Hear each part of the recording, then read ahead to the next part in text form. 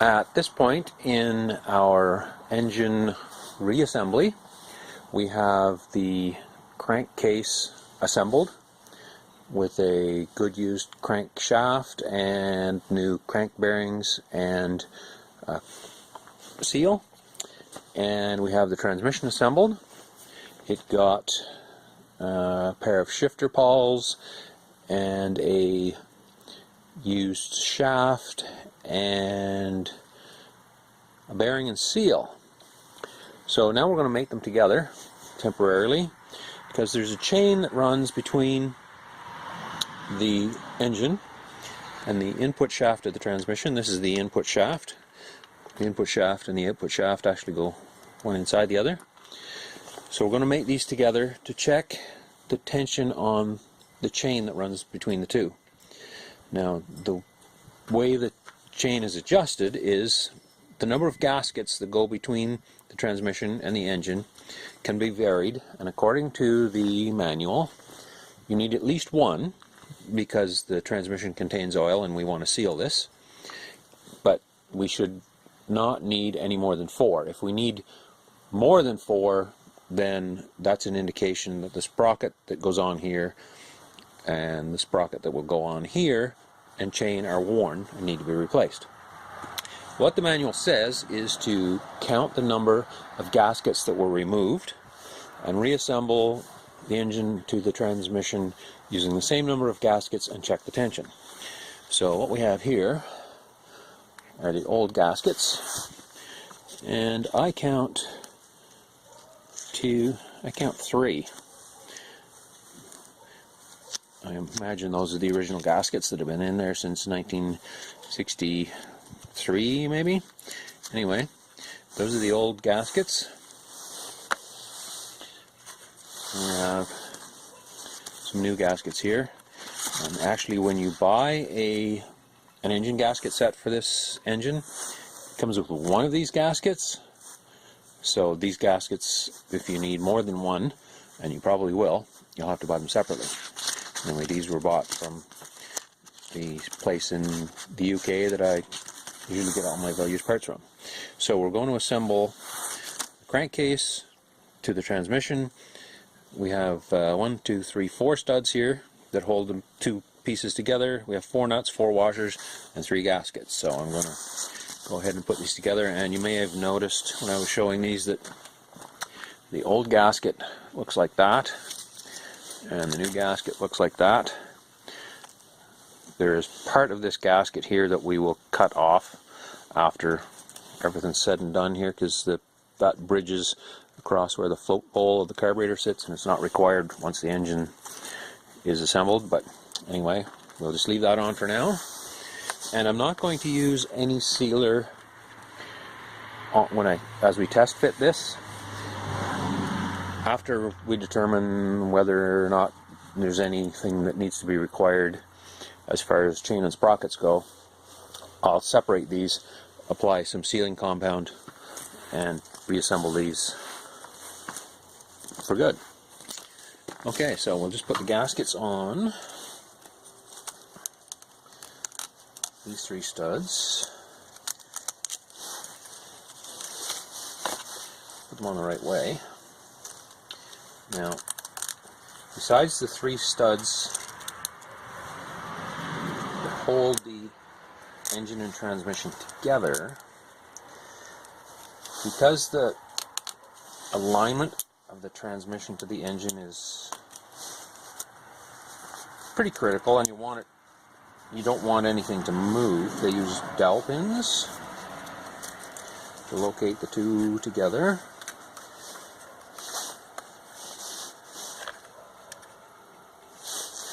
And the dowel pins, you can see the 3 studs here.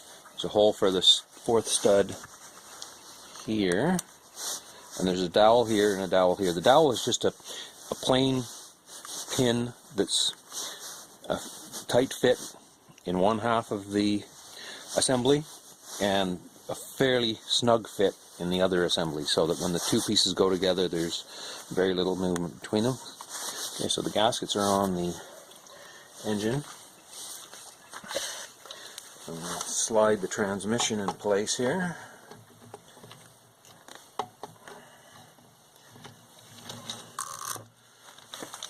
this is a temporary fit. Set the nuts on here. And these nuts are going to be tightened with a 1/4 inch British Standard wrench. And I'm just checking the nuts. I'm trying to put them back on so that the side that appears to have been against the washer previously is the side I put against the washer. This is the 4th stud.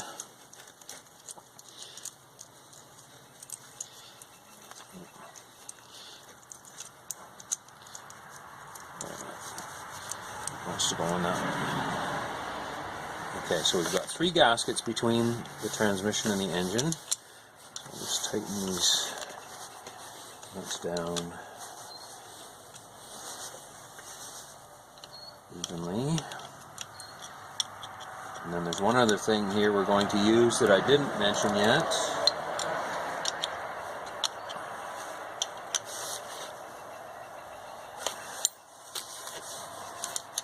The manual says to tighten these down in a diagonal pattern, and that's something of a trick. You have to use your imagination here.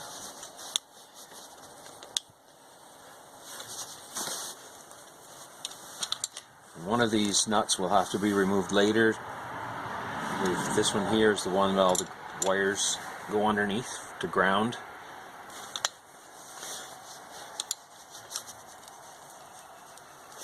Everything.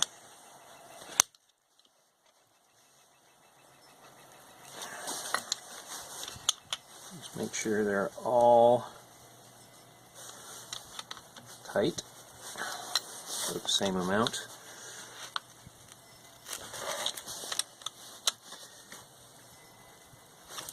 Now, as you can see, the engine rolling around here is a bit interesting to work with.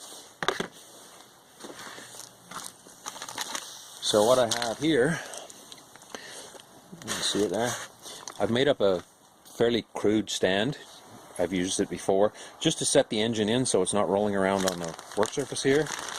And in this bag, this is all the clutch components, the primary chain sprocket, everything we should need to just put the primary chain on here just to test fit it. So I'm going to set the engine in the stand here.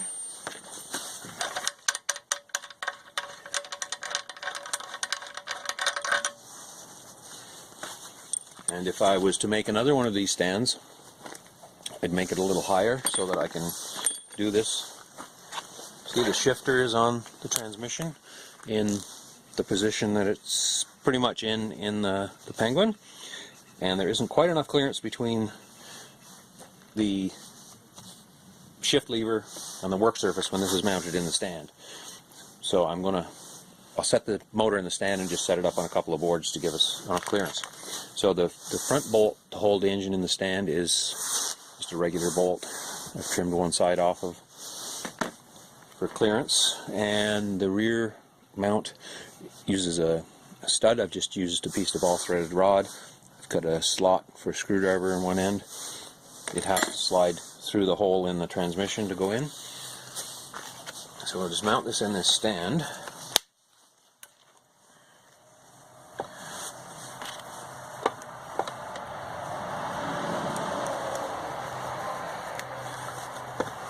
The stand is similar to the mount in the Penguin. This uses a bolt front and rear. I'll just move this over onto the bench a little better.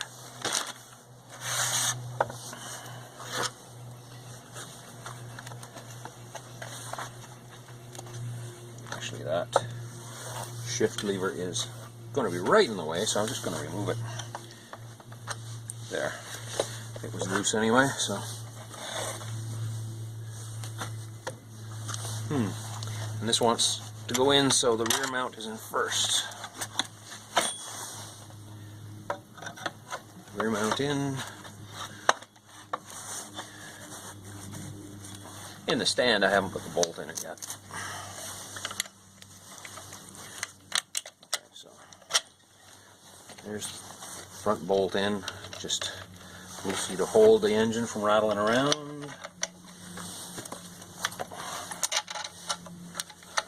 Your rod here. That will hold it a little better to allow us to work on it. There we go.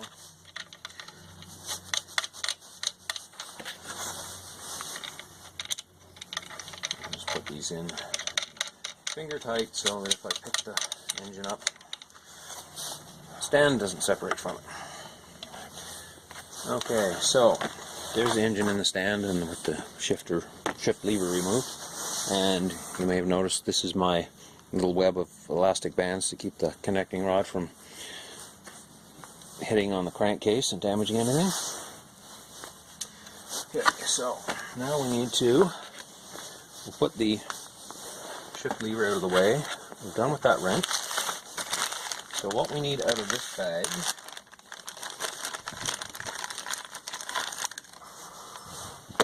we need the front sprocket, and we need the primary chain.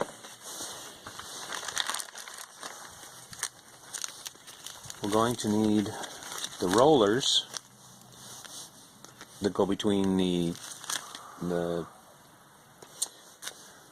clutch basket and the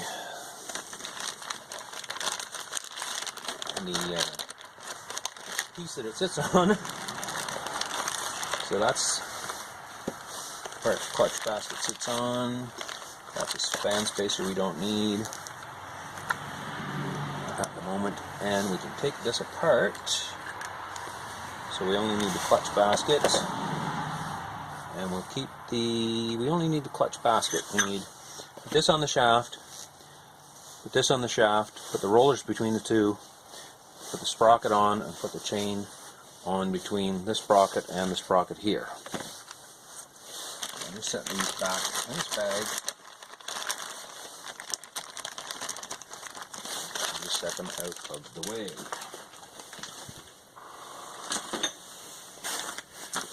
So the woodruff key is in the shaft here. And actually I'm just going to give this sprocket a little wipe.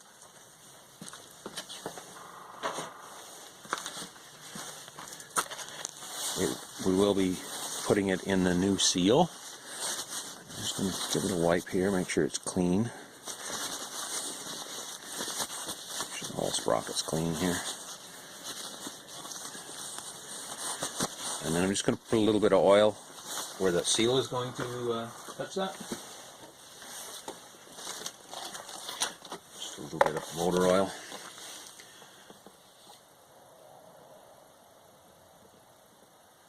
Trying not to pour a whole bunch on here.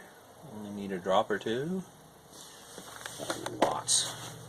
Swimming in oil there. Okay, so I'll just put a little bit of oil on that. Put some of that on the shaft here.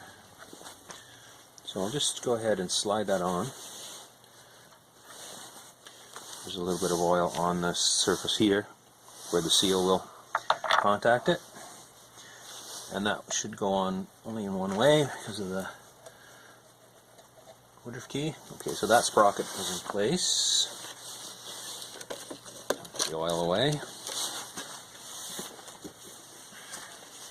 Now, this way to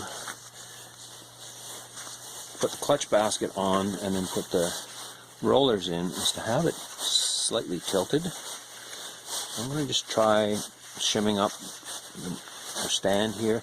I haven't cleaned this clutch basket yet. I should have, but I'll clean it before we assemble this, after we test the chain here. So we'll just shim up the stand a little bit.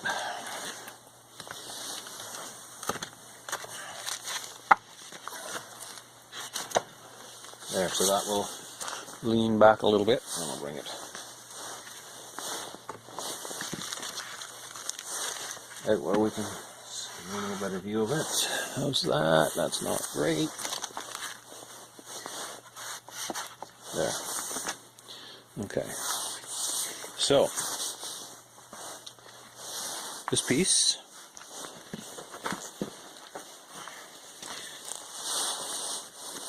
you can see the marks on it where the rollers have been previously. This goes on the transmission input shaft first. It's clean. Set that on there. Then I'll take the chain, put it on the clutch basket. You see the sprocket here on the clutch basket. And we'll set that on and set the chain on and set that roughly in place. Now, we want to put these rollers in place because, as you can see, the chain is very loose, so we want to have that chain, we want to have the clutch basket on that centerpiece. So we'll put the rollers in. Be careful not to drop any of them.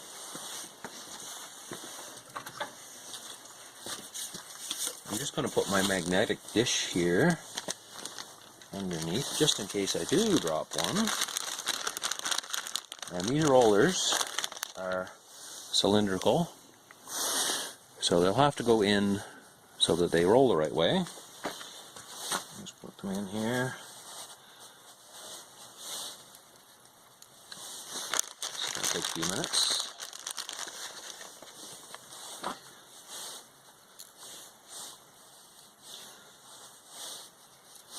Now when we checked the chain and sprockets for wear after we had this all apart before we started putting it back together, and everything looked good, so I think we're going to find that the amount of slack in the chain is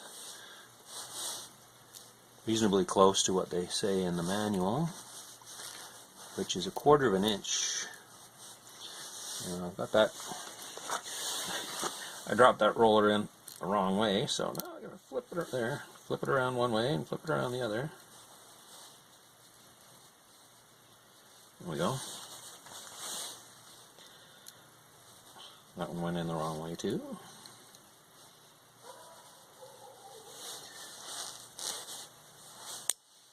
Oh. Dropped one into the basket there, the magnetic tray.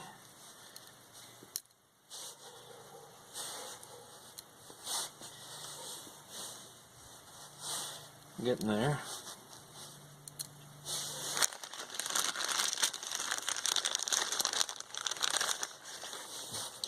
There's quite a few of them here. I don't think we'll need to put them all in.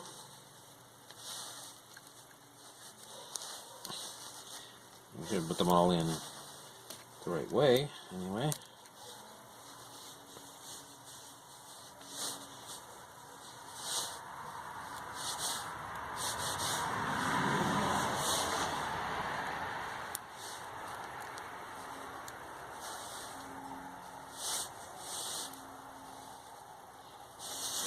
There they will. I'll pull the clutch basket up here.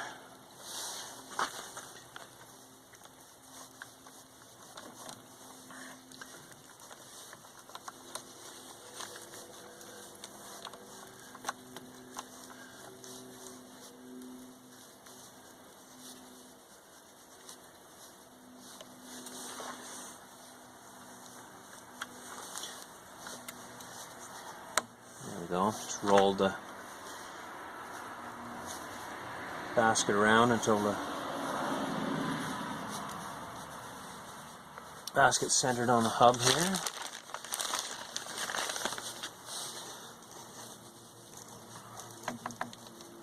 That's certainly taken a lot of slack out. I'm going to put all of these in here.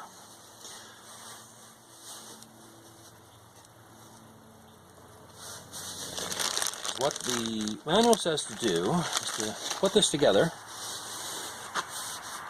and then roll the sprocket around, these two sprockets around. Since these may not be perfectly lined up, the centers may not be perfectly, everything might not run true. There might be a little wobble in either the basket or the primary sprocket, the sprocket on the crankshaft, I should say. So to put it together, roll it around until the chain is at its tightest and measure the amount of slack. Okay, 3 left here to go.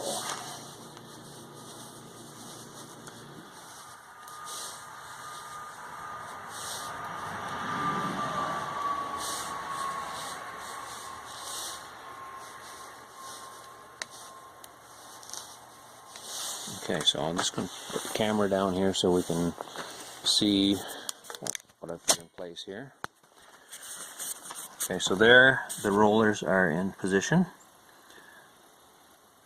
There's a little bit of a gap there, but there isn't enough of a gap for one more roller, so that is all the rollers. Now I'll put the camera back here. Just try not to turn it off while I'm setting it in here. Okay, so the clutch basket is squarely on the hub, and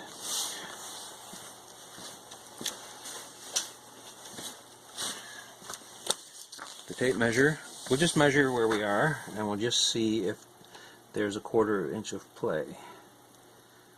Now there is not quite 3/8 of an inch of play there. Now it does say at its tightest. So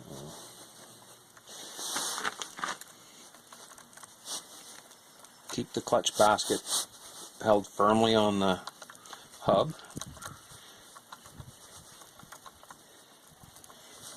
Let's check another spot here. We're going to need that bag when I take those rollers back out. So we'll check this again. Push down, hold the tape measure, lift up. There's 3/8 of an inch. And we're going that way. You want to hold the clutch basket tight on the hub. If that slides off, all those rollers will fall out, and then we'll be playing, I don't know, 36 pickup or whatever it is.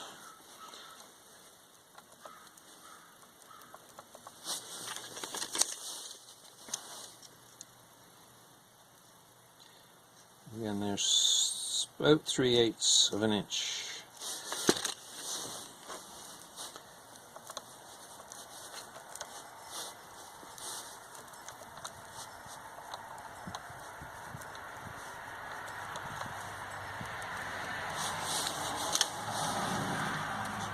Again. So if we go about, we're trying to measure halfway between the two sprockets, holding the chain down to a mark on us, the tape measure, then lifting up, and there's about 3/8 of an inch difference. Now I'm just going to confer with the manual. Okay, so here's the page out of the manual. The chain is at its tightest, at which stage there should be approximately a 1/4 inch up and down movement of the chain at the point midway between the two sprockets. If the movement is less, remove one or more gaskets. If it is greater, additional gaskets must be fitted. Maximum is 4. If with 4 gaskets fitted the chain is too slack, chain and sprocket teeth must be checked for wear. So we have 3 gaskets and we have more than a 1/4 of an inch. Now it does say approximately a 1/4 of an inch. Now it doesn't give a maximum or a tolerance, so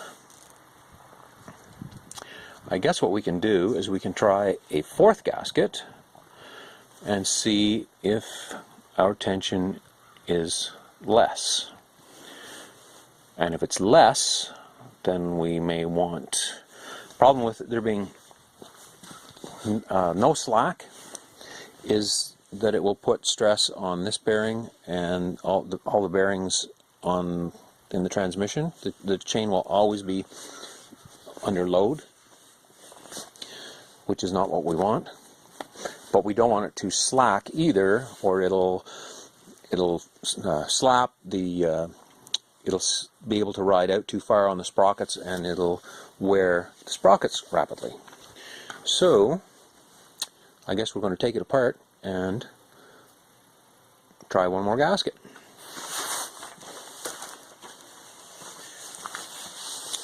So we have to take this off, and what I'm going to do is get a magnet to pull those rollers out.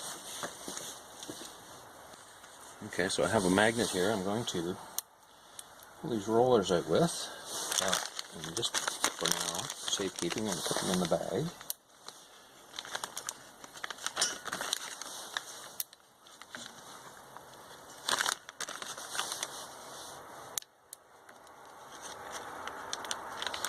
All the rollers back out.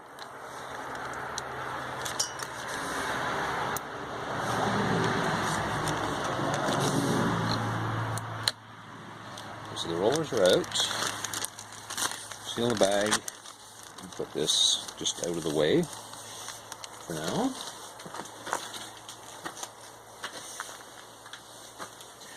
We can take the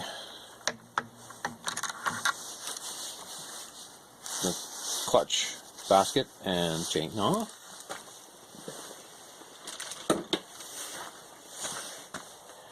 Just going to take this hub off of here. Put this basket out of the way. We'll take the engine off the stand.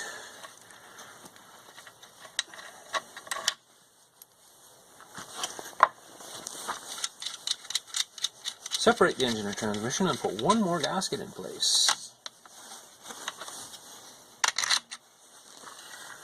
Now, of course, it's entirely possible that these gaskets are exactly the same thickness as the ones that we took out, and there was a little too much slack in the assembly before. And it's entirely possible that we'll put the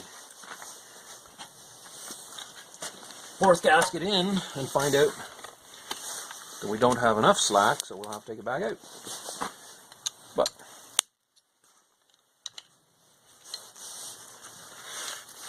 once the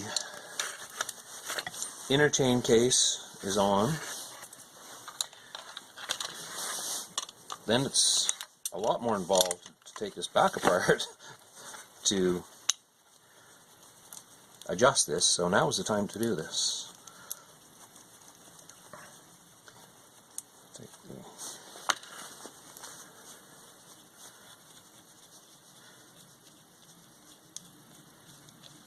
Take the nuts and washers off here, make sure you don't drop anything.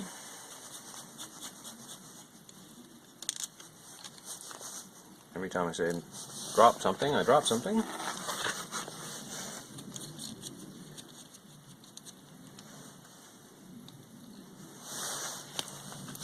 so this should, I got all the nuts off and washers. Stuck on the dowels here. I'm just going to get a rubber hammer just to give this a tap, and while I'm at it, I'll get the other gasket. Okay, so we have another gasket.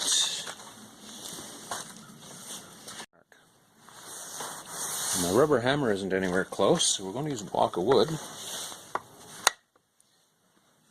Just gently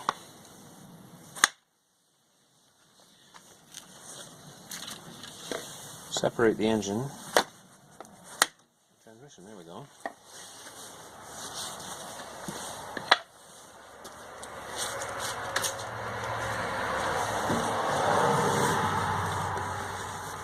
Okay, so we'll just separate in transmission from the engine.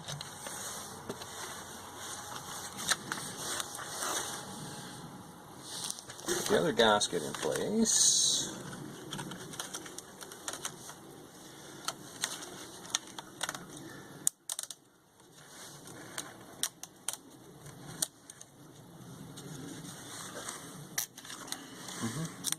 Okay, carefully here, trying not to tear the gaskets.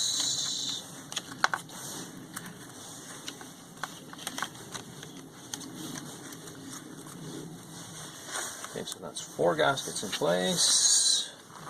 Transmission back on the studs. Oh, it goes together a lot easier than it comes apart.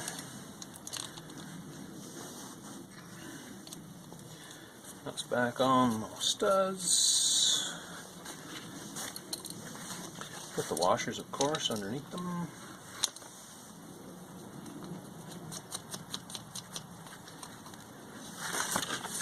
Three that are visible from behind the engine. Fit the whirling machine, and one hidden underneath.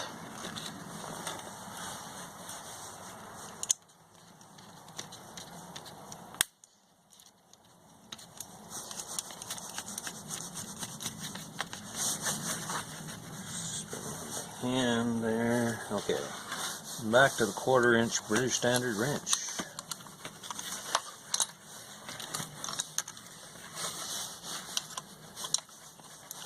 Snug them in a diagonal pattern again.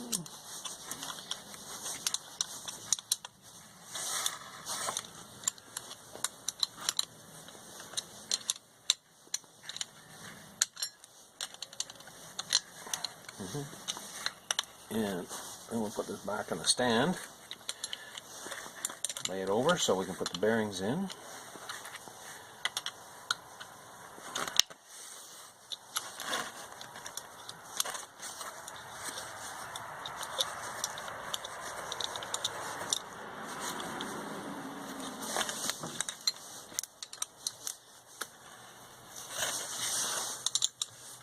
Two.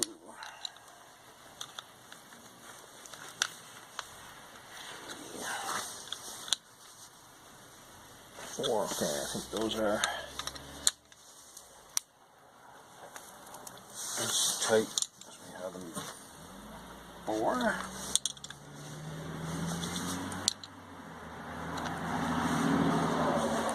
Okay, so those are tight. And we'll put the stand back up here.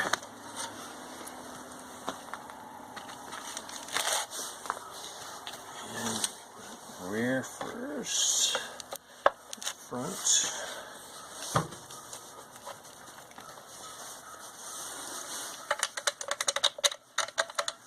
If the engine was completely together, if the side cover was on here, we wouldn't be able to put this rear mount stud in this way.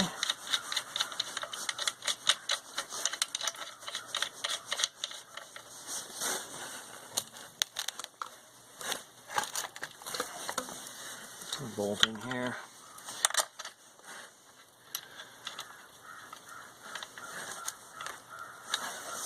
Back up on the board. Other board. Flip it over. Put our clutch hub on. Put our clutch hub on. It's a bit of a precise fit. Chain on the clutch basket. Put that on.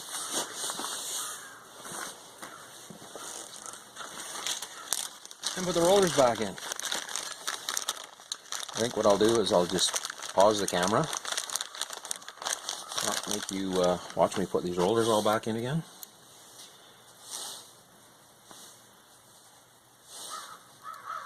So I'll pause the camera and we'll come back after the rollers are all in. So our rollers are all back in place. Clutch basket is on. Primary front sprocket is on the engine, the crankshaft. And our chain is a bit tighter. Now, checking it here, that's got, I would say, exactly 1/4 of an inch of movement. Now actually there it has a little more. Maybe 5/16. But the manual does say at its tightest position it should have approximately 1/4 of an inch. That's 5/16. And 5/16 is approximately 1/4 of an inch.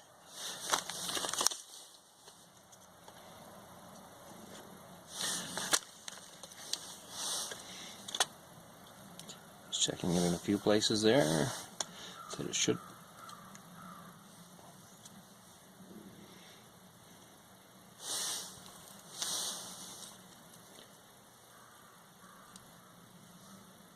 So it's about 5/16 of an inch, which is just slightly over 1/4 of an inch in most places.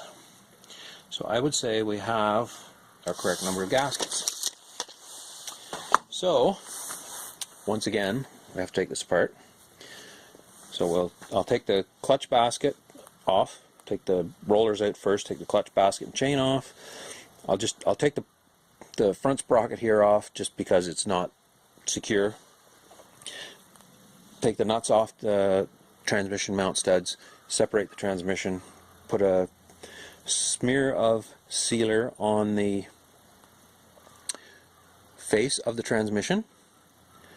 Then I'll come back and we'll bolt this back up, and then we'll start assembling we'll have to put the inner chain case on here.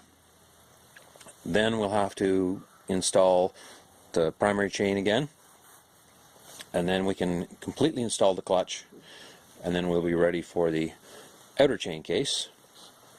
But before we get the clutch on, there's one thing we have to do.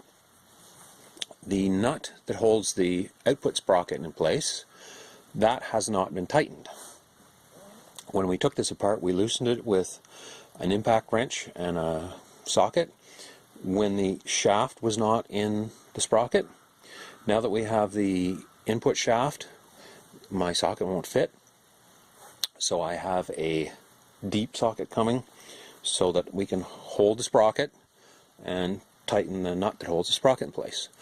And something else we'll have to do before we tighten that nut was take the nut off, take the sprocket off, because in typical male fashion I assembled this and then read the instructions, and the instructions tell me to install the dished washer that I installed contrary to the way they say to do it in the instructions. So we'll have to take the nut out, take the nut that holds the output sprocket on off, pull the sprocket off, flip the washer over, tighten the nut on the sprocket, and then we can put all this back on. So I'm not going to bore you with me taking this apart again. We'll come back when I have sealer on the transmission face and we can put this back together. So we're back. I separated the engine and transmission, the crankcase and transmission, after I pulled the clutch basket and chain and sprockets all off, and I've applied a thin film of gasket maker. Spread it on as evenly as I can here, not using too much because it's just going to ooze out. Actually, I'll just wipe a little bit of that. I can see it's already running over the edges here. It only needs to be on the faces, between the faces. Just wipe a little bit extra there. Some of it won't be seen again until the engine comes apart again in the next 50 years. But anyway, there's a thin layer of sealer. The manual calls for jointing compound. Now we'll put this back together here with the gaskets in place. And you can see the gaskets actually bridge the area where the float bolt is going to sit. We can cut that out later. That's back on.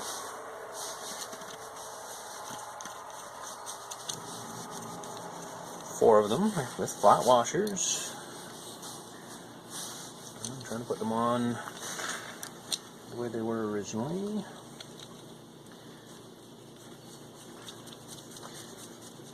Actually, that nut.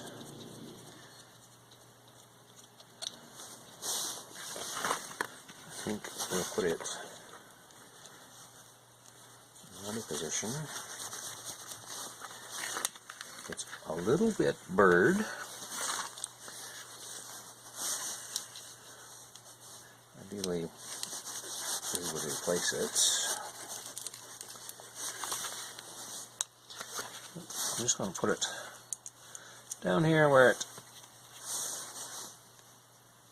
it's out of sight.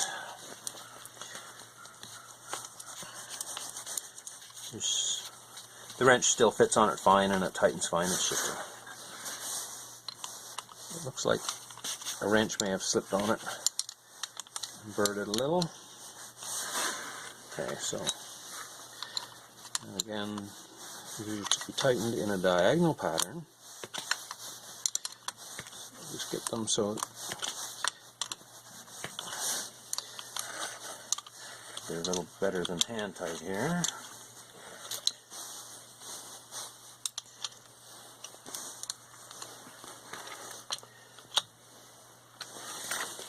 Camera's still on, yep. Okay, so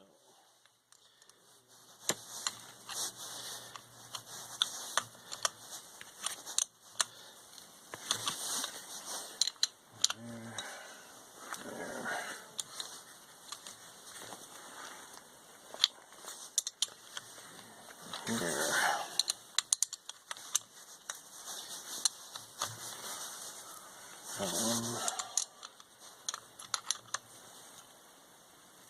This one.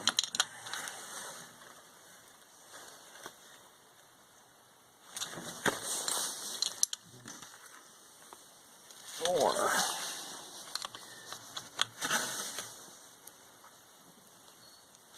1.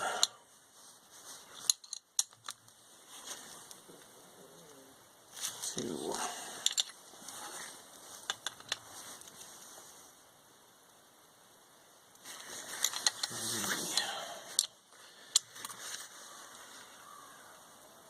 4. I would say they're pretty much as tight as they're going to get. Go a little bit more. This is a short wrench.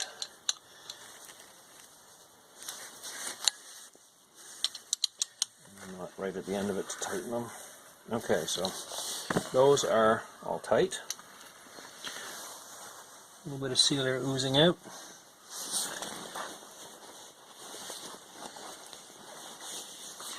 A little bit, but not too much. And I'll clean some of that up.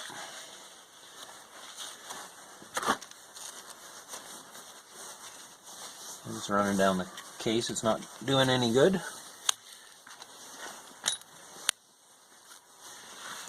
Here where the carburetor float bowl is going to sit. And I'll take a sharp knife and trim that gasket away after everything's hardened up. This extra seal right here, just tidy it up.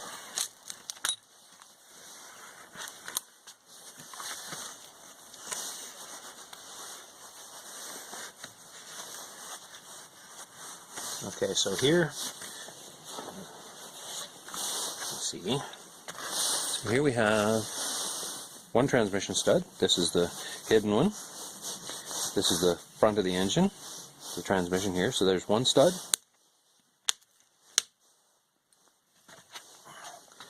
2, 3, 4 studs, and they're all tight. So now I'm going to bring the stand back up and mount the engine back in it.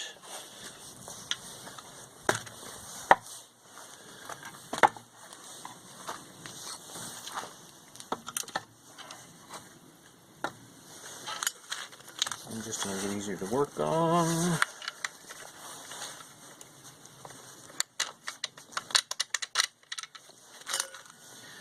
And then I'll show you a few things we're going to have to do before we go any further with reassembly.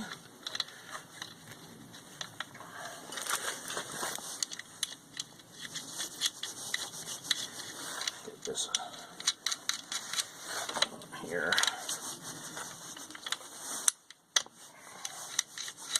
Okay, so there's the engine back in the stand. Okay, so take this out of the way. So the engine's now together as an assembly. The crankcase and the transmission are mated together. We have 4 gaskets which set our chain slack at approximately 1/4 of an inch. So before we go any further putting anything more on here, we're going to take this lock screw out. We can see that. Let's move the camera a little here. Bear with me. A little ride. Okay, so we're going to take this lock screw out. And we're going to take this nut off. I'm going to slide this sprocket off. And there's a dished washer behind that I've put on backwards. This isn't tight. As tight as it should be anyway. So we'll take that all off, turn the dished washer, I keep saying dishwasher, dished washer around so it's installed as per the manual. Put this all back on. I have to tighten this nut. We'll hold the sprocket with a chain wrench, tighten the nut to the spec in the manual, which I don't know off the top of my head. And then once that's tight, there are 2 holes here. We'll put that screw in whichever hole works best, just to keep the nut from backing off. But before we get to that, after we do that, the inner chain case can go on, and it has a gasket that goes here, and there's a seal that goes on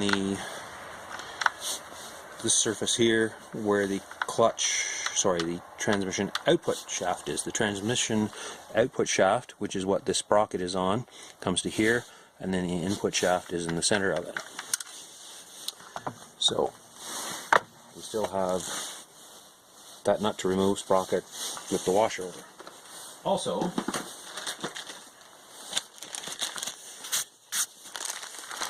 we want to, not sure if we check this when we're checking things over, we want to check the surface here on the sprocket where it mates with the seal.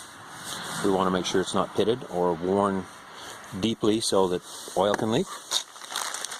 The chain we did check, I remember that.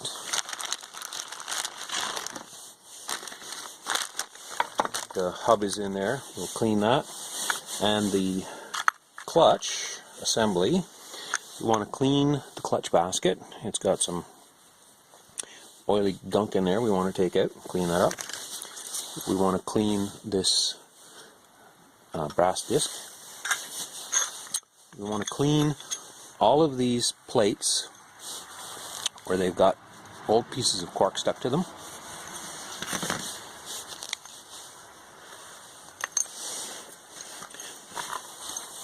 And we'll clean, don't know if there's much we can do to clean the cork. These are the discs with the cork on them, which is the friction material that drives the vehicle. There's a all steel disc. Take this apart here. That inner disc off, that hub? No.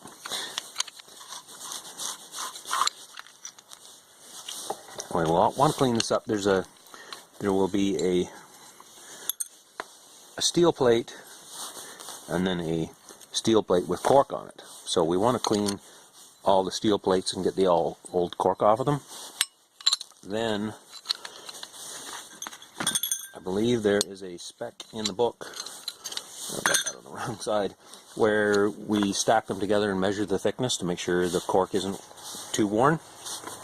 Anyway, we'll want to clean this all up, clean those faces of the old cork and take all the old oil and grease and stuff out of here. Then that will be ready to go back together when it's time. But for now, our engine assembly is an assembly again. We're going back together. It's time to do a little more cleaning and a few more measurements just to make sure everything's good. Some of you who saw the video where I reassembled the transmission for this engine may recall that I installed this nut and said it wasn't tight because I needed to hold this sprocket to tighten that nut as specified in the manual. And behind this nut is a dished washer. Now, I was sure that somewhere in this Villiers maintenance manual it told me that I had the washer on the wrong way around. I cannot see where it specifies which way to put that washer in place other than the diagrams in the manual. So although I can't read anywhere at the moment where it says that this washer here is supposed to go any particular way, it does show it so that the outer edge of it faces the sprocket. I'm pretty sure I have this turned the other way. So I'm going to take this lock screw out, take the nut off, turn the washer around, put it back together and tighten it, and I'll show you the tools I'm going to use for that momentarily. I'll put this page back in the manual. And I also have this manual out because it specifies a torque for this nut. 750 inch-pounds is given as the torque spec for this nut. And since I don't have a torque wrench that reads that high in inch-pounds, I've divided the 750 by 12 to give me 62.5 foot-pounds of torque, which I'm going to use as the figure to tighten that to. So I'll put the manual away. Oh, and well, actually, before we put the manual away, I'll just bump the camera and jiggle it here for you. I'll just show you the torque specs that are specified in this manual.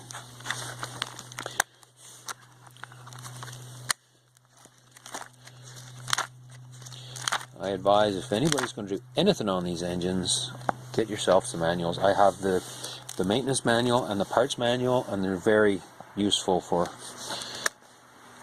all kinds of information. So here we have our torque wrench settings. They give a torque wrench or torque value for the cylinder head bolts, the magneto flywheel, which doesn't apply in this case, the SEBA rotor, which will apply, the final drive sprocket, which we're working on now, the fan lock nut. Now, this is confusing because I guess the nut that holds the fan on, we can tighten it to that spec and then tighten the lock nut to that. The engine sprocket, we have the fan held on and not the engine sprocket by itself. The sprocket is behind the spacer and fan, so we would use the fan spec instead.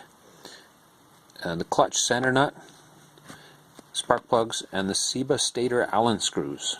So all those specs are given there. So interestingly enough, there are no torque specs there for things like the studs used to secure the engine halves together, something that I would have thought might have been critical to have the torque spec correct.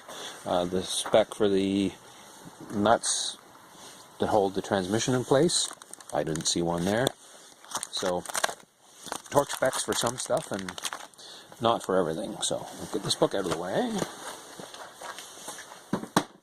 but not too far away, and we'll show you what we're using for tools here. Using a modified chain wrench. I've taken a chain wrench I got at a hardware store it came with a chain with extended pins so it could hook back into here to help you hold odd shaped items. It wasn't necessarily meant for holding sprockets. We'll need a screwdriver I have my torque wrench, and I have a 1 5/16 deep socket. So we'll see how this goes. I haven't tried this yet. So first we'll remove this washer, this screw, which has a washer. It wasn't tight, it was just in there to keep from being lost, and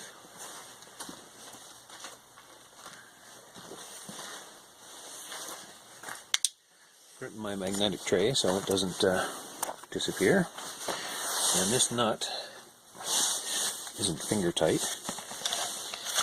And to loosen this, I think we want to do this. So the nut's on there snug, but it's not really tight.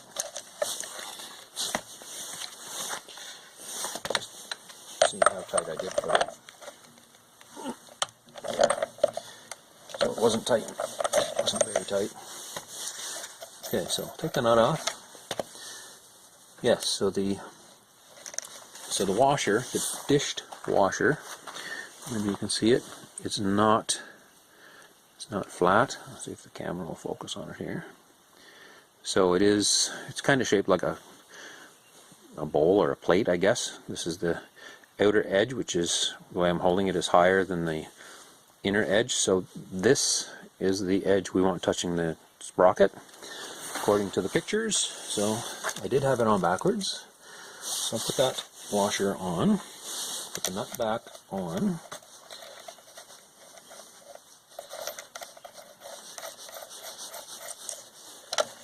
And we'll turn this wrench around. This is the chain that's on here is a spare chain I have for a Penguin, and that's what I'm using to hold this. And make sure the torque wrench is headed the right way. Turn the right way. And now I'll see if I can do this. So it's set to 62.5 foot-pounds. I haven't tried this before, so I'm not sure this is going to work.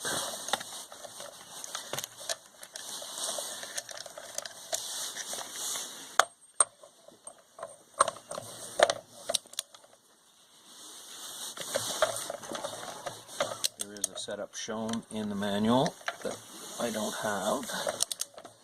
So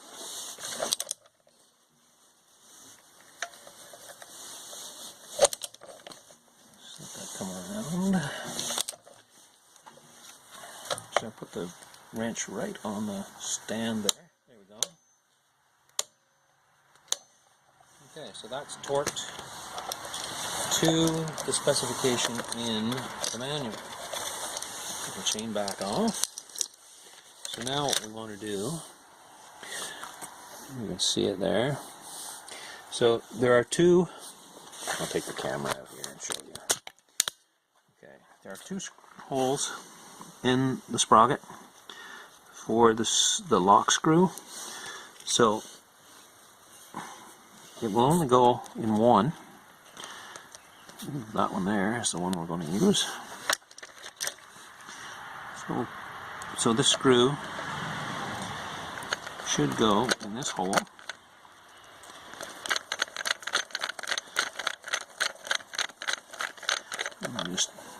I'll put the camera back. Okay, the camera's back in position there. So I'll just hold the sprocket by hand here and tighten this screw. There, I would say that's tight. Okay, so the sprocket is on, the nut is tight as per the spec, 750 inch-pounds. I tightened it to 63 foot-pounds. My torque wrench doesn't go in halves, so I tightened it to 63. So that nut's tight, the screw is in. Next, we should be able to assemble the side cover once we have a new seal installed in the side cover. So we'll clear away these tools and come back and do that. So the next step in our engine reassembly is installing the inner chain case. Now, this inner chain case needs a couple of things. Well, one thing, it needs the seal here replaced. We have a new seal here. and we're going to use a socket that fits it to drive that out and install the new one. And you can see that the seal is installed. It's actually slightly proud here, and it's installed with the opening facing in, so we'll put it on from that side. And when we install this, we will also use a new gasket. This gasket was in the engine rebuild kit, and that gasket goes on here. And we'll also need this stud. Now, this stud holds this chain case in place, the inner chain case. It also holds the outer chain case in place. But what I'm going to do, because I think that this is an original washer out of an original gasket. It's out of a gasket set meant for this engine, but it's very thin paper, and I would like to apply a little gasket maker, a little sealer, just a thin coating on there to help give this gasket a chance to seal. And what this gasket is sealing is this chain case runs with, there's oil in it. So there's, as you can see by the stain here, there may be about that much oil in here. So we don't want it leaking out past this gasket, which is on here. So I'm going to put a little sealer on it, but in order for that sealer to work correctly, all that holds this inner chain case in place is one stud back here, and this stud, the stud that goes through here. So I'm going to put a little smear of sealer on the gasket. Install it on here, install the chain case, inner chain case, once the seal is replaced. Tighten the nut on the stud, which goes through the hole in the transmission here. And I'm going to install this stud and find a spacer so that when I tighten this nut down, it applies pressure as if the outer chain case was installed. I may decide to actually simply install the outer chain case temporarily, just to apply pressure on this to spread the sealer out. Then of course I'll have to take the outer chain case back off to install the clutch and the primary chain. And actually, even though this chain case is held in by this stud and a stud that goes through here, the outer chain case is actually only held on by that stud. And then there's a locating pin here. So we'll replace this seal and this stud. You can see the threads on the end here. It's very rusty. So what I'm going to do is take a wire brush. I have a wire wheel on a grinder. I won't show it to you because it's not a recommended setup. But anyway, if you have a bench grinder or a pedestal grinder with a wire brush on it, carefully remove something like that. And I'll oil this and carefully work the nut while holding the stud in a vise so it doesn't slip, and carefully work that nut off. I do not have a die to run on this to clean the threads up, so hopefully we can clean it up just using the nut. And I guess that'll be step one. We'll make sure this is ready, and then we will replace the seal. Okay, so I took a wire wheel on my grinder to the threads here. If the camera will focus, is the camera will focus?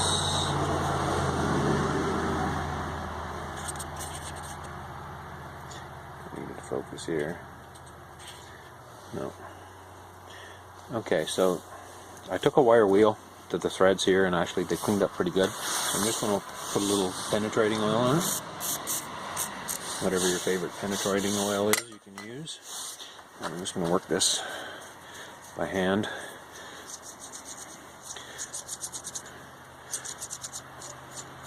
Okay, so the nut came off.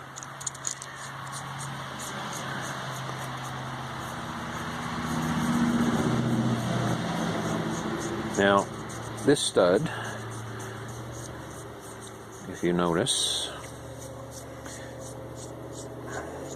the reason the stud came out was because of the rust on the threads. When the nut was loosened, it came out so far, and then it bound up on the rust, and it spun the stud out. Anyway, this stud has a coarse thread on one end and a fine thread on the other. Can you see that? No. Anyway, the fine thread is where the nut goes, and the coarse thread is what the thread in the crankcase is. So anyway, I'll just make sure this thread is nice and clean. And to install this, I'll have to find another nut like this. I'll just lightly jam the nuts together, and then I'll spin the stud in until it bottoms in these threads, and then I'll take the nuts off, and that part will be done. Okay, so I've found another nut that fits on that stud. It's actually one of the cylinder head mounting studs, and I've just lightly jammed them together. Just put one nut on and then held it and tightened the other nut against it so that we can install this stud.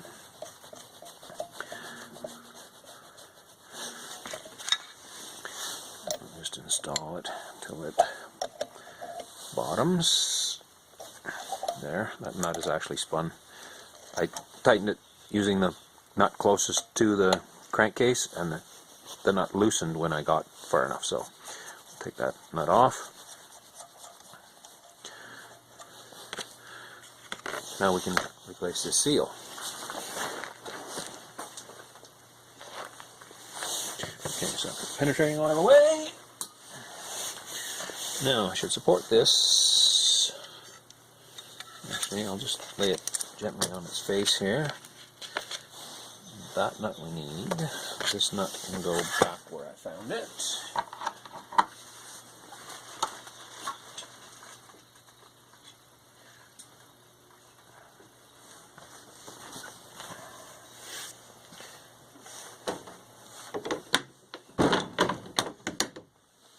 Now, simply confirm that the socket is the same size as the seal. It's very close.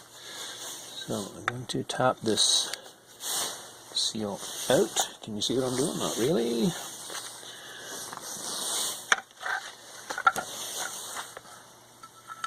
And it's slightly raised here, so I'm just going to carefully tap this out.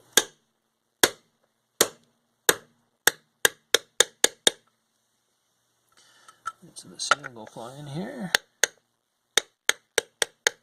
That socket's a little bit big for that. It won't go right through the cover. Okay, so we'll grab the next socket down. The seal is out. Put the small socket away.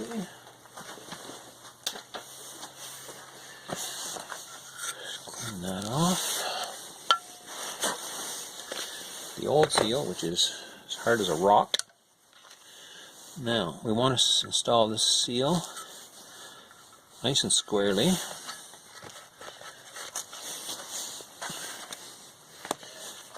Okay, well, I've skipped ahead a little bit because installing that seal did not go according to plan, as they say.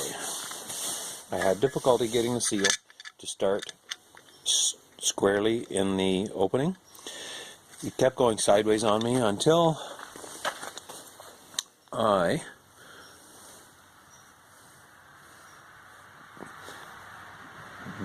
deformed it here. I dented it, so it's not straight anymore. So what I'm going to do now, I was doing all this at with everything at the same temperature. So what I'm going to do is I'm going to warm this up a little bit. I don't want to warm it up too much, because this seal is a rubber type material and I don't want to overheat it. So I'm just going to warm this up until it's warm to the touch. I don't want it hot.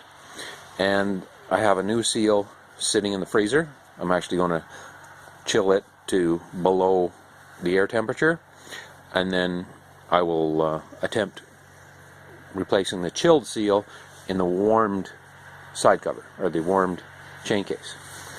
Something else I did here, or a few other things I did while the camera was off and I was deciding what to do, I located the washer that goes on this stud under the nut. So we'll just set that on there so it's where it more or less belongs when we go to put that side cover on. And I put a plastic bag over the opening for the cylinder so that to keep dirt out. So I'm going to warm the side cover up now, and then I'll retrieve the seal and see if I can install it with a little bit of heat and cold in the equation here. We'll be back in a second.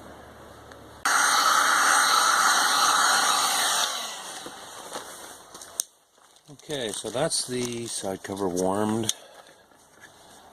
It's a little warm to the touch there. There's a new seal that's been sitting in the freezer, actually overnight.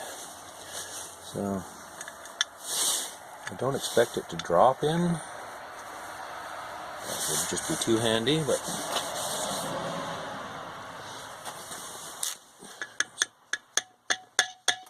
square there.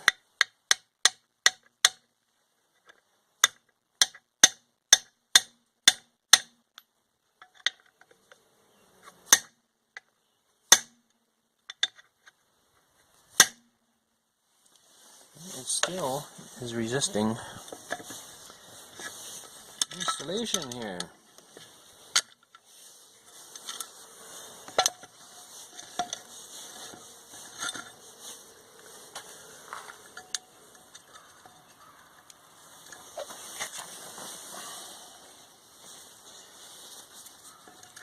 Try the right-handed hammer. I'm just going to give it a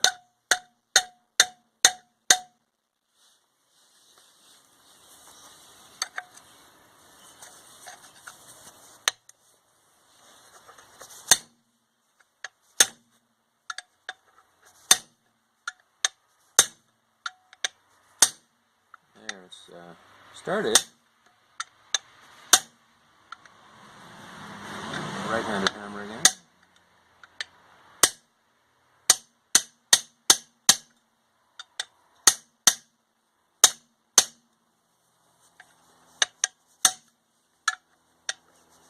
And the seal that was removed was a slightly different style,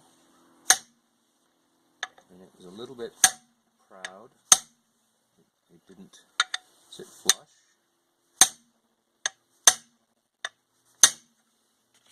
I'll just check here. This is still warm. Yeah, the seal is in. Should we see here? Okay, the seal is in as far as it will go, and it is even, and it is a little bit proud on the side. So that's where, see, it just sticks out of the chain case a little bit, and it is in even on this side. I had of course the block of wood. As I was driving it in, it contacted the block of wood, so it's nice and square. Okay, so that went in. I'm not sure if it was the combination of heat and cold or the fact that I had the hammer in my right hand, but anyway, the seal is in. So now we'll put some sealer on the gasket that goes here. We'll put some oil on here. We'll also oil the surface where the seal sits, and we'll put some oil here as well after this cools down. And we'll put that. We're going to put that cover on and use the outer cover to hold, with the nut and washer in position, snug down, to hold it all in position while the gasket sealer sets up. And then we'll have to take the outer chain case back off again to put the clutch and everything on. But while we're here, I'm going to take my sharp knife and remove the extra gasket material from here carefully without scratching the case. Little bits here that aren't required. There we go.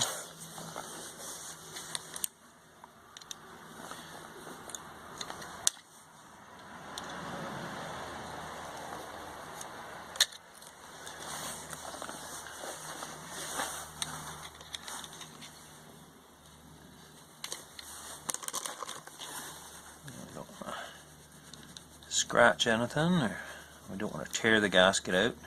If we pull on it, we might pull some of the gasket material out from where it needs to be. So we'll just do this. Take your time. There.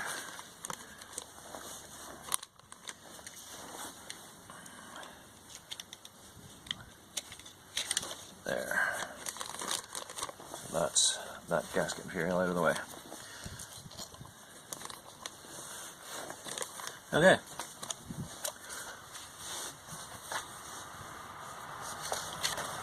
Okay, so I'll let this cover cool off. Shouldn't be too long, then we'll come back and install it. Okay, I think we have everything ready here. I have the gasket here with a little smear of sealer on it. I'll take the nut and washer off that stud, the nut and washer off of this stud. And take the gasket.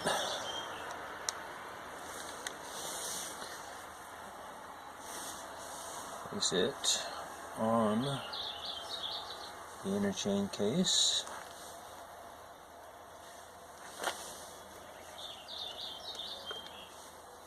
I'll just put a light smear of sealer on it.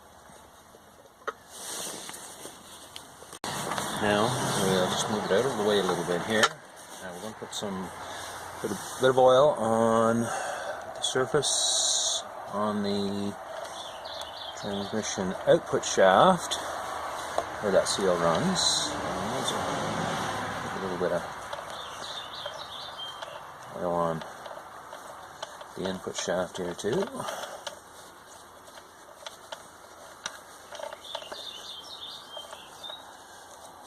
put a little bit of oil on the seal.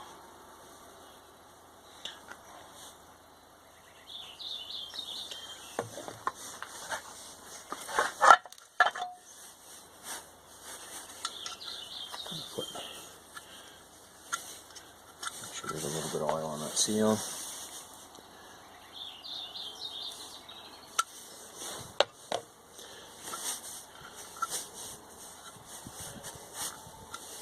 Okay. So we should be able to carefully slide this in position. Okay, so the stud is through the hole in the transmission. Just rotate the output sprocket. There, the output shaft, sorry, is through the seal. So the cover is in position now. In order to hold this cover in tight so that sealer can spread, I'm going to put the pardon me, outer chain case in place. And now, this has not been cleaned as clean as it's going to be when it's installed for the last time. Now, there is, when this goes on, there's a pinhole here that coincides with this pin here, and that's right there is the stud location, of course, and this seal will have to be changed yet. But anyway, we're just using this to hold the inner chain case in position, so that's in. Put the washer on. And this nut, I thought I would see if I had a socket that fit it. And it is a 9/16 does not fit it, and a 15mm does not fit it. So I'm using a 5/16 British Standard wrench on that nut, which is approximately 15mm. So again, I'm not sure how the British Standard wrench sizing works. I'll have to look it up sometime, see how they label their sizes. So we'll just snug this up as well as we can. Access is a little bit limited here. We just want to compress that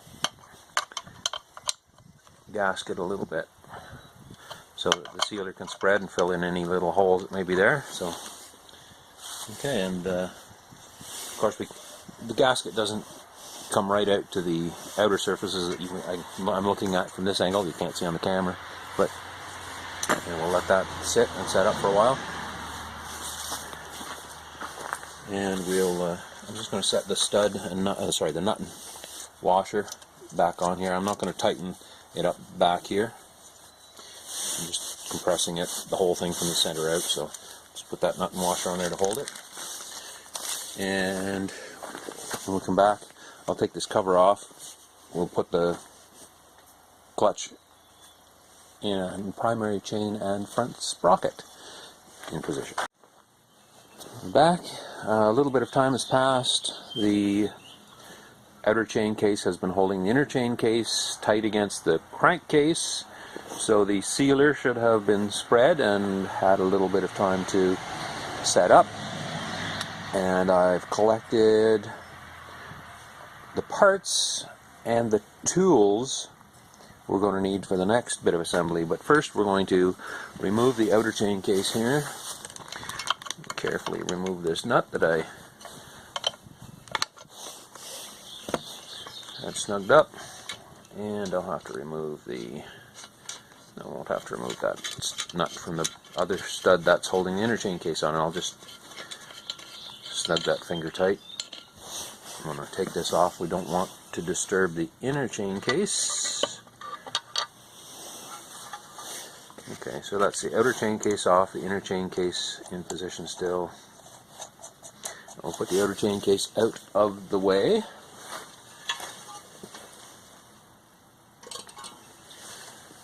Okay, so what we have here for our next bit of fun and games is we have a torque wrench set to 32.5 inch-pounds. Sorry, 32.5 foot-pounds. The spec is 390 inch-pounds, which divided by 12 is 32.5 foot-pounds.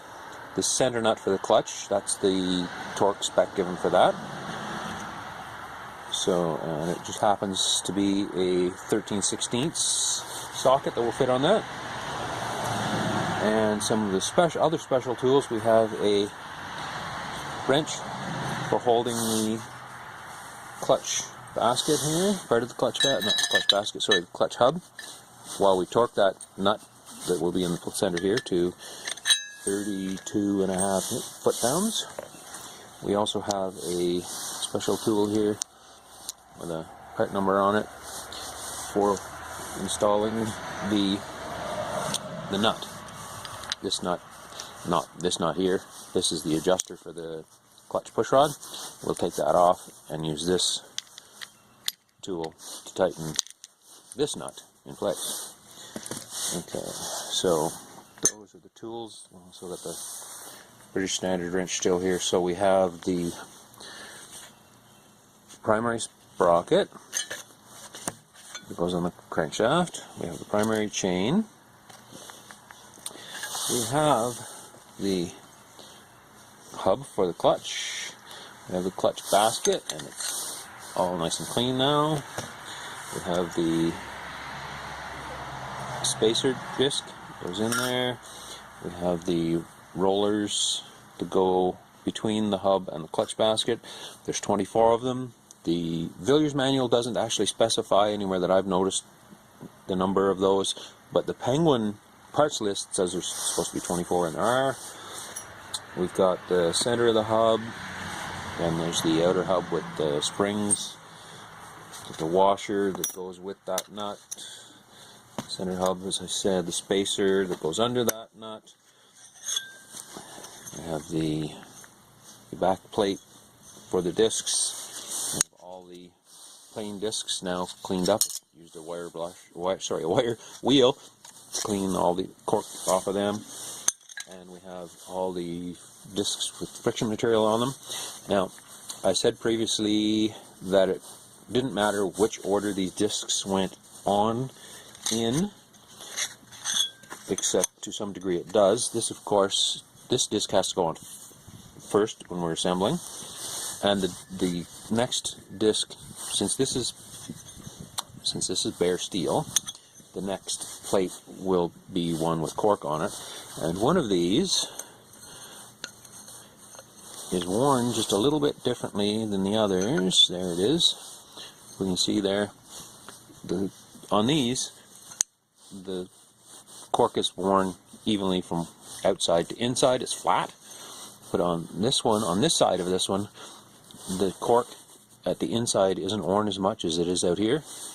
That's because the cork doesn't, where the cork sits here is narrower, as you can see.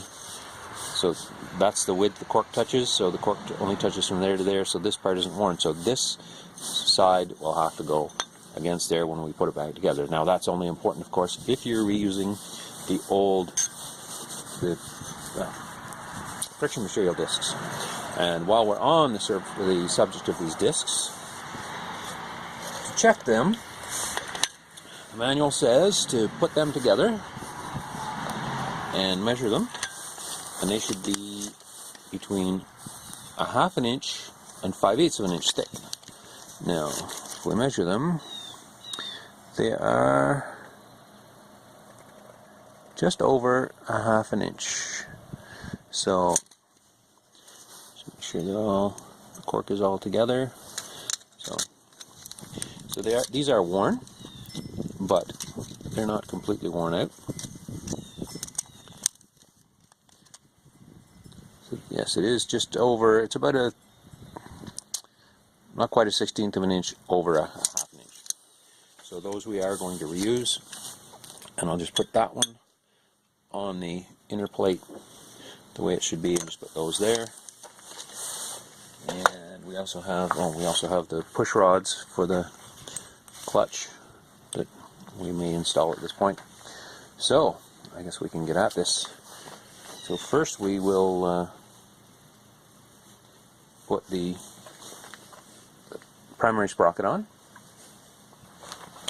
So before we put the primary sprocket in place, we're going to put some oil on the edge of it here where the seal is going to contact it. And I'm going to put a little bit inside it too. Now the sprocket has a slot, a groove in it for the Woodruff key. The Woodruff key is still on the crankshaft, so we'll have to start the sprocket on the key, and then it'll contact the seal, and we'll just wiggle it a little bit so it's on the seal. It's in place.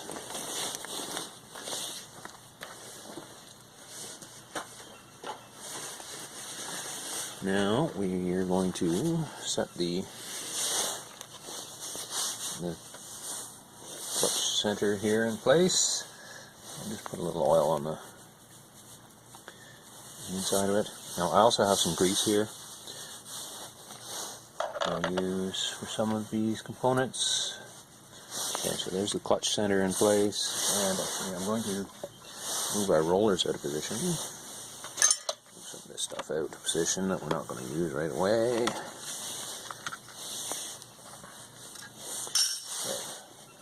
Take some more grease, small purpose grease here. See where it gets fun. Put some on the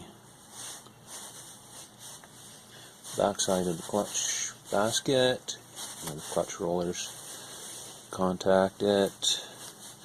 I'm putting way too much on here. This rides in the inside. Yeah, take a bunch of that back off. Just need a little bit on there. Back off. Yeah, so just a little bit on there. the rest of it off with fingers.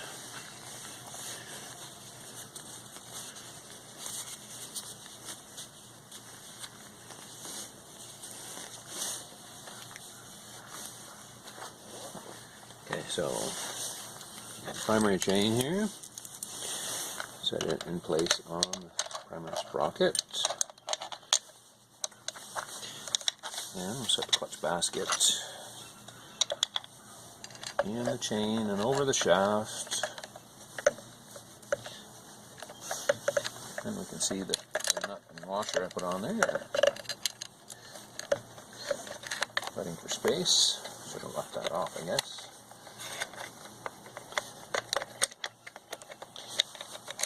Carefully set the chain on. Okay, so the chain is on. Now, when we did this previously, we had it lean back, didn't we? I remember that now in the middle of this. Just move this stuff out of the way.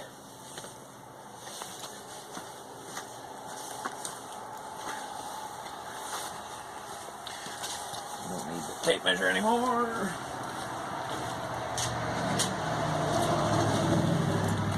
Grease is in a bad spot, of course. My work area here is a little small.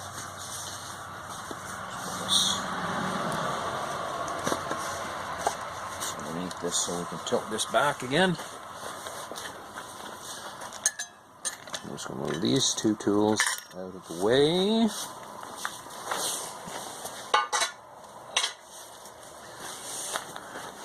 We need them a little bit. Okay, so that gives us engine tilted back, the engine tilted back, so just to put the rollers in a little easier. Okay, so we have our oil away here. So we have our 24 rollers. I'll just make sure my fingers are clean. And these are cylindrical rollers. They all have to go in the correct way. Try not to throw them away. This basket underneath here. This is a little bit tedious, but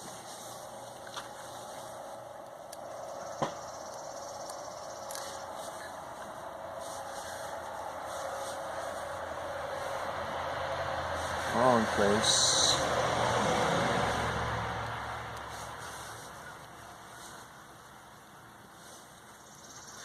And this hopefully is the last time we see these for a little while.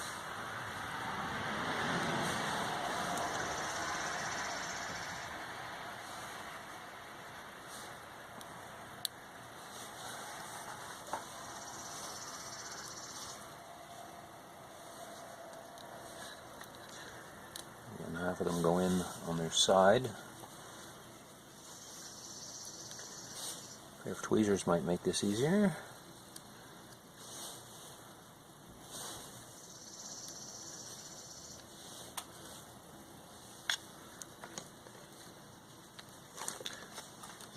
At this point, I'll have to rotate this so that those rollers come up into position. And we can set the others in place.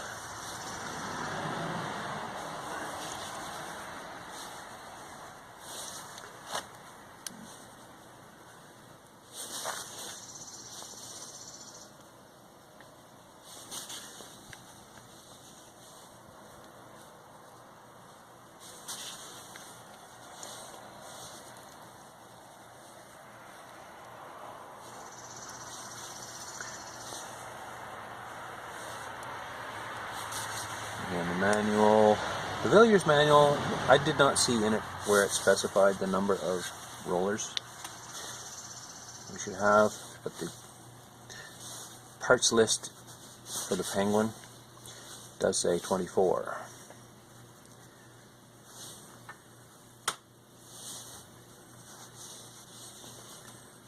So that is all I have in the basket.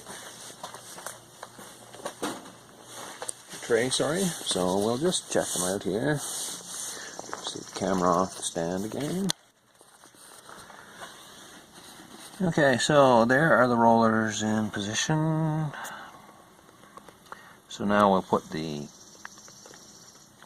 proper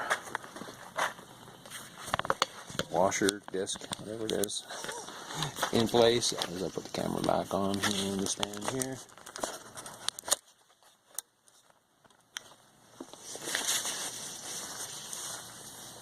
Okay, so we'll put a little bit of grease on it.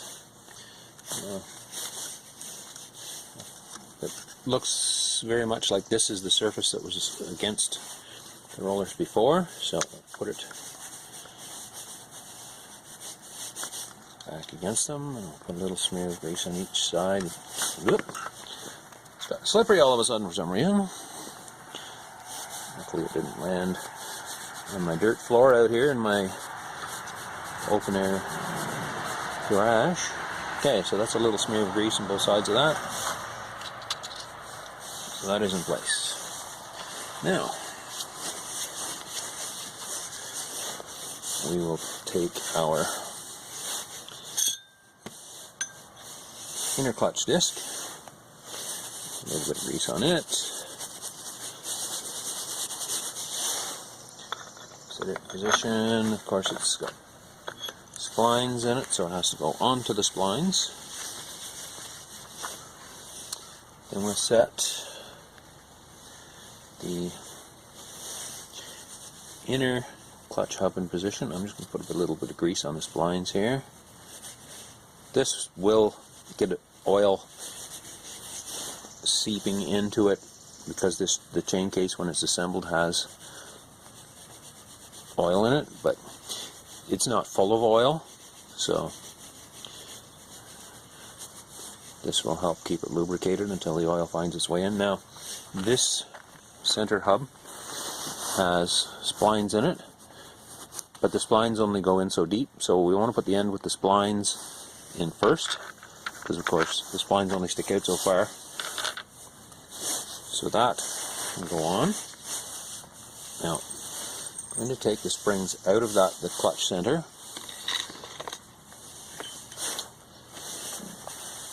Put a little grease in there, just to make sure between the inner and the outer everything's got grease on it.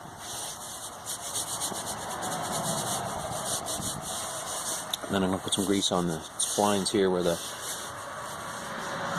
clutch discs go. Again, just a light smear.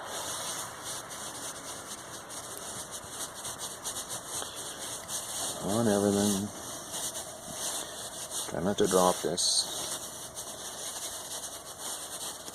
Just a little bit on there.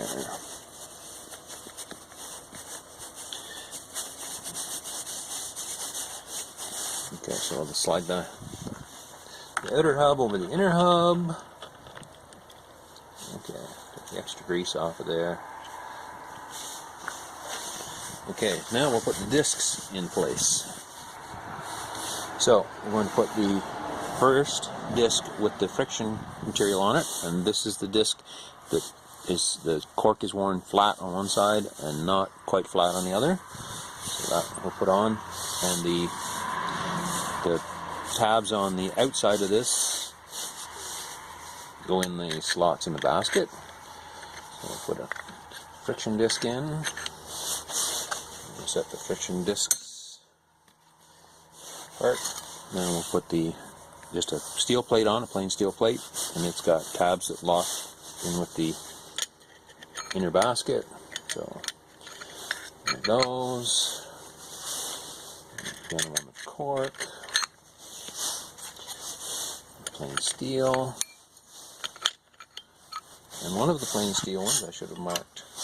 Yeah, one of the plain steel ones is actually a little thicker than the rest. That's the outer one, and it has markings from the cork only on one side, and we can see where the nut was tightened against it, so we'll make sure that one goes on the outside.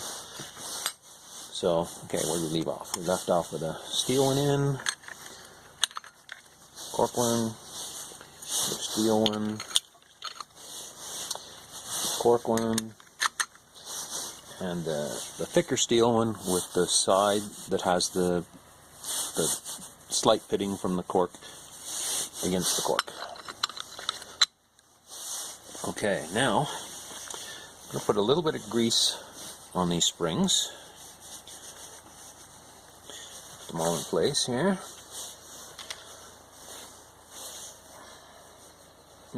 Actually, I've done this in the wrong order.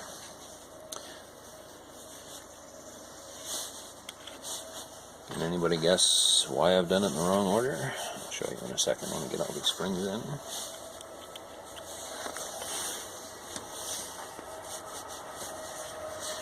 So I'm guessing what it is I have to do that I can't do because of something I put in place.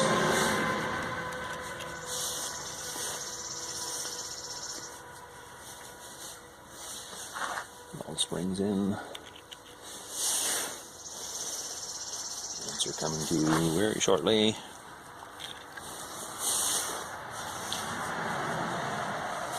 Okay, so all of the springs are in, seated more or less. Grease off my fingers, and now we'll find out what I did wrong, or did out of order. The washer and the center nut have to go on here, so actually I'm just going to go ahead and put a little smear of grease on this washer, and it's got the marks from the springs on it, so put it on the same way, put the center nut in. Start the center nut on. Is it becoming obvious what I did out of order here? Okay, I'm just going to put that hand tight, because to tighten that we have to hold the basket, and to hold the basket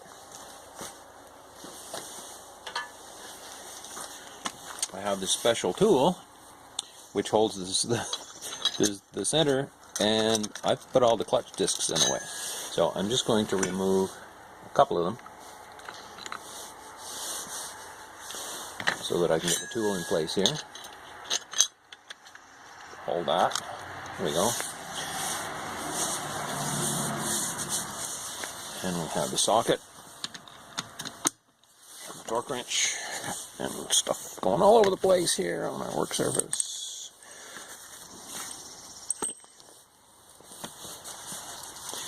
Okay, so the torque wrench is in the right orientation. Just tighten that up a little bit.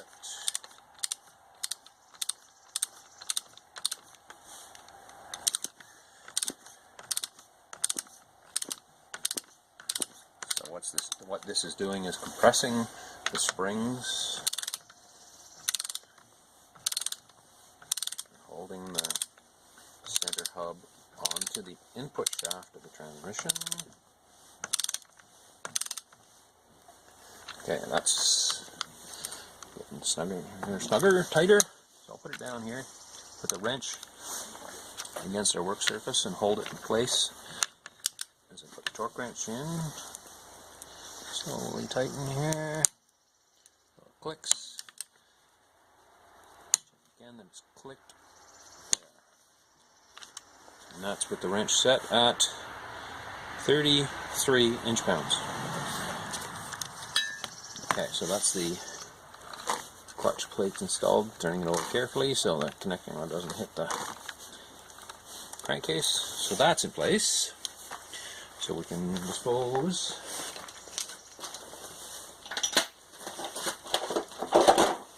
of the torque wrench and socket. So now you have to put the center nut in place, and what we'll do is we'll take the adjuster out, we'll put the spacer back on. Actually, here we go again. Now we'll put these plates that we took out back on. Look at that. I heard you speak up and say that I was forgetting those plates. Thank you. Okay, so there. All the discs and plates are back on, the spacer can go in. Now, just put that on by hand. Now, this tool has pins that engage in the holes here. So put that in place. And then the center bolt goes in to hold that from slipping.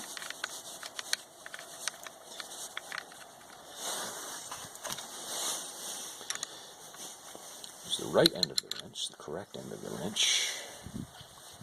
Now, to tighten this, we should try to hold this whole assembly from turning. So to hold the sprocket, the clutch sprocket and primary sprocket from turning, as we tighten this nut using this tool. We'll use a special tool that I forgot to mention. This is a comb.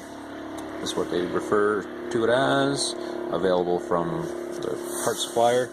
And what it does is the teeth here engage in the teeth and the sprockets so they can't turn. So I've taken the nut off the stud there. I'll put that on, and I'll just put this back on just to hold that in place. Now there is no torque spec given in the book for this nut, so I'm just going to tighten it as tight as I can.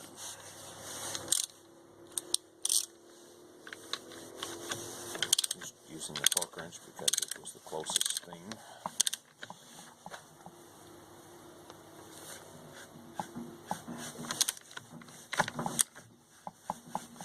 Okay, and that's as tight as that's going to tighten. The clutches, everything's turning there now. So that is as tight as that will go. We have the clutch nut tight. We can remove the clutch nut tool, and we'll take the comb out. Take this off.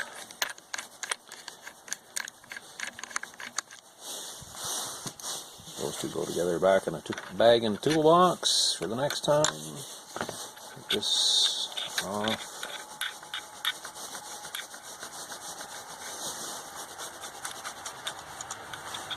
Don't want to forget that on there.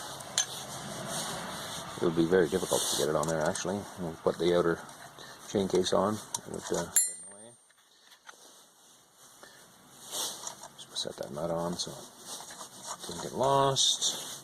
And I'll put the special tools away, and I'll rotate this because the next step is to install the adjuster for the push rod, and we'll install the push rod back in the flash. Okay, I've changed the camera angle a little bit so we can maybe see a little better what we're doing next. What we are doing next is installing the clutch push rod.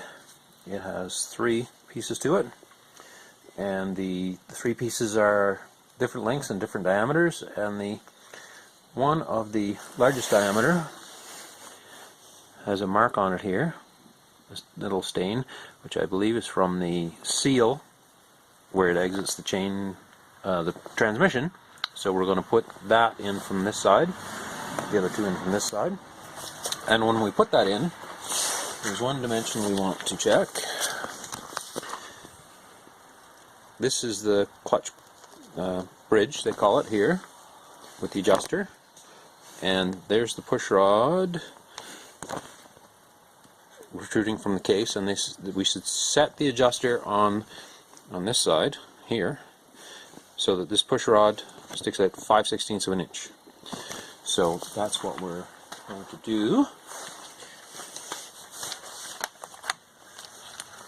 So what we'll do is we'll take the clutch bridge off here, just because the push rod's going to come out underneath it, and we want to be able to measure it. So we'll take this out of the way. Clutch bridge and clutch lever are here. There's a nut and washer and a screw, which are loose. This has been apart before, I guess. I'll take the clutch bridge off of there. Just set it aside.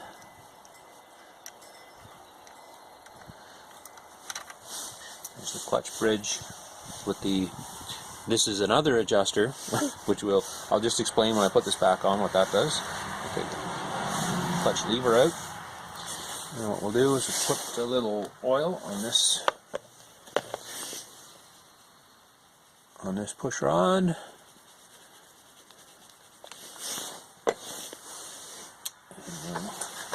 Slide it into place in its hole here,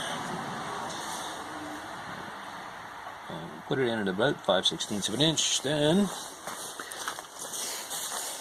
put some oil on these other push rods. It doesn't matter which way or which order they go in, although that one looks like it was on the outside, so put it on the outside. Put that in the center. Put that in.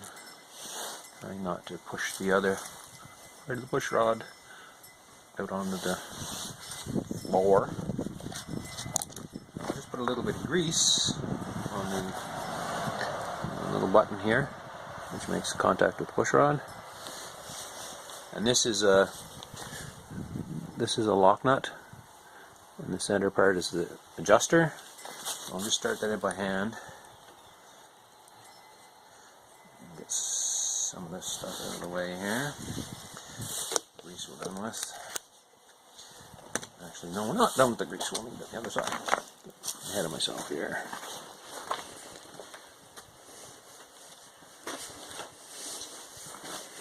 Okay, so I'm just hold against the push rod on this side.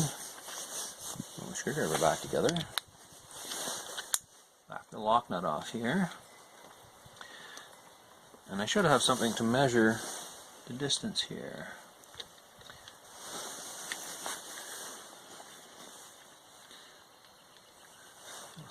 Just set it about where I think 5/16 is, about there. And I'll just get something to measure this way.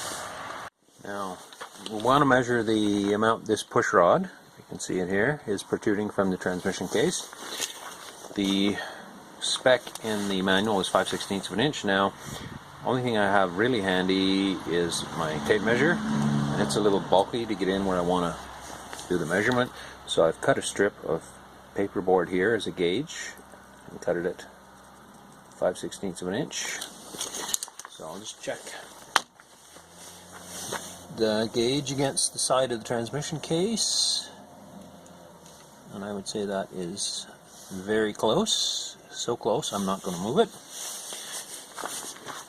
So we'll just tighten the lock nut on the adjuster here, and actually the comb that I had placed previously, I'm going to put it back in place, hold everything. So I'm going to use a screwdriver to hold the adjuster, and tighten the lock nut on it.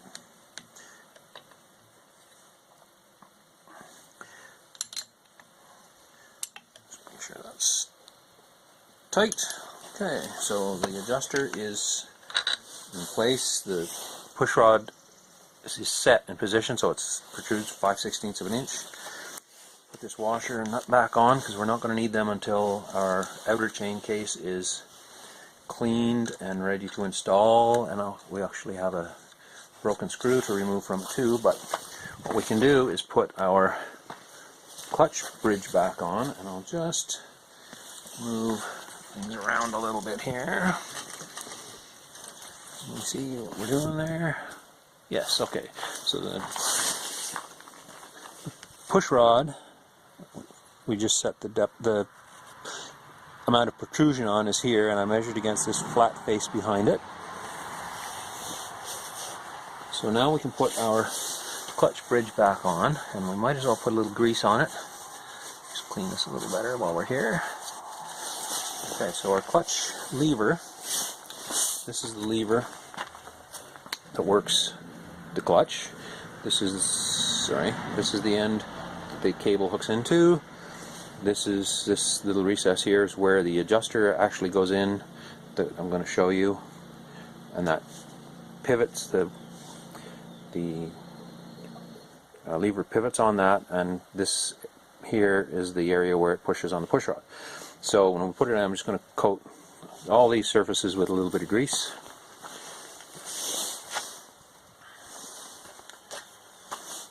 And the grease on the sides, and a little bit in the recess where the adjuster goes, a little bit where the push rod will contact it, and we only need a little bit more in there because that's taking the brunt of the force. So then we'll set that loosely in place here. Then I'll take the clutch bridge and put a little grease on the end of that adjuster. So that goes into the recess in the lever. Then there's a screw already in place here. So the bridge goes on, the adjuster goes on, sorry, this would be the bridge I guess, with the locking tab towards the front of the engine. As you can see, the shape of it is, it's almost triangular and the base is sort of triangular, so we'll put that on.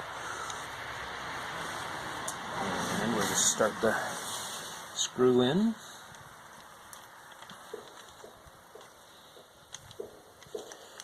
And the other adjuster, this adjuster here, can't be adjusted until the right outer cover is on, because the measurement we're looking for is between the lever and the outer cover.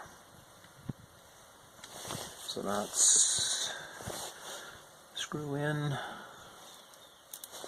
washer on, the nut with the flat face in.